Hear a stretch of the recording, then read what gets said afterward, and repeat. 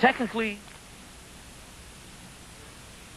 over the last few years, I have really involved myself in polymeter playing of different kind of meters. In other words, different feelings. Different feelings. This is doing one feeling, this is doing another feeling. In other words, this may be doing a sad feeling, this may be doing like a happy feeling. Sometimes almost like a contradiction that you set up with inside. And it's not only twofold, where they're talking about the two parts of the brains. It's multifold. Because, see, that simple type of sadness may produce, like, just subdivisions of that sadness that takes on all different kind of degrees of sadness. See, it may be sadness because somebody told you that there was death. It may be sadness because you broke your favorite dish. It was all sadness, but different types of sadness, but lumped up as just one big sadness.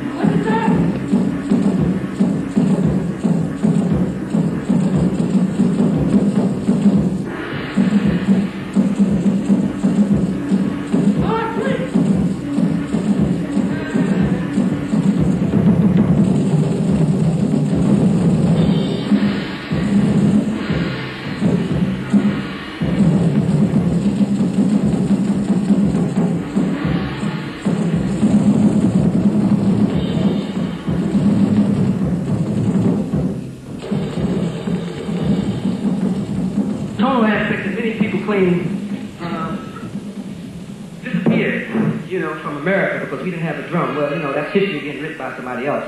That's not true, as long as you got that drum, this is,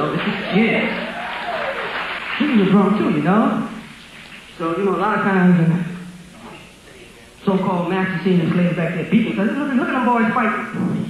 They beat themselves up. They don't understand it. They don't understand it.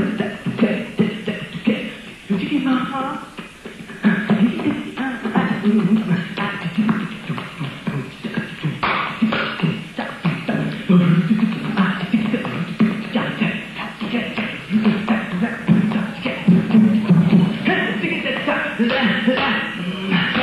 Look at that. So there's a lot of stuff happening, This is trap drum playing. Don't think it's no way out, new music, or avant-garde, revolutionary. It's been around a long time.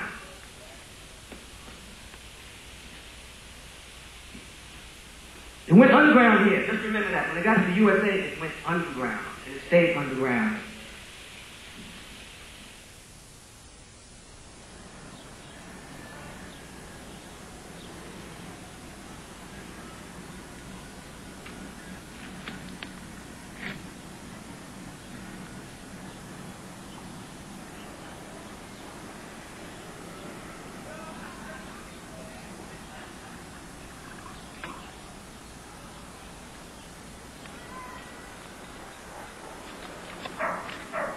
as long as I'm living, as long as I'm alive, as long as I'm in this environment, there's certain things that not only myself, but everyone should do to be able to survive.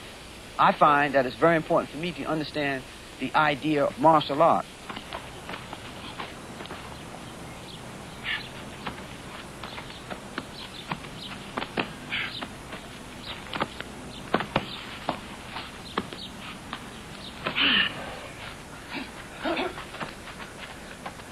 Yara is a Yoruba word that means to be nimble or flexible. Actually, it's spontaneous, improvised, and it's reacting according to that particular situation.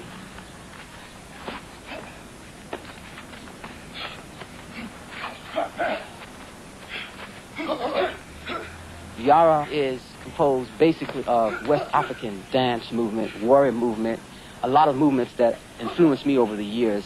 And to me, it was only natural just to flow into this type of movement since it was part of my culture and lifestyle.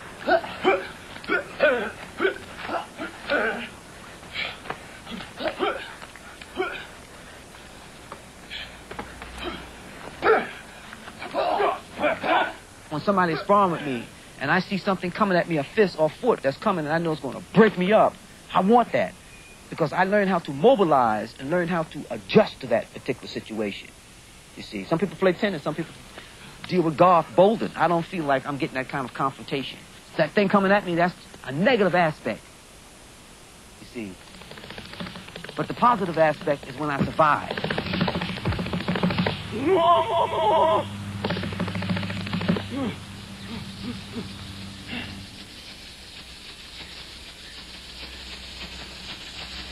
What has always been said that took place in America with slaves from Africa are being transported into North America, USA, was that we lost the language.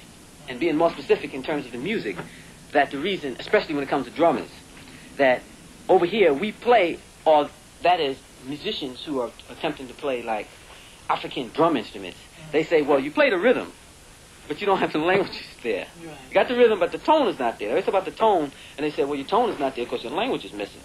Well, when you was playing your saxophone just now, you see what it was. I didn't care if it was Yoruba, it was Hausa, it was Shante, it was Ga, whatever else. It was certain kind of impressions setting up because of your experience. You see, I don't care if it was a brother from Ghana, Nigeria, Mali, or Senegal, or whatever.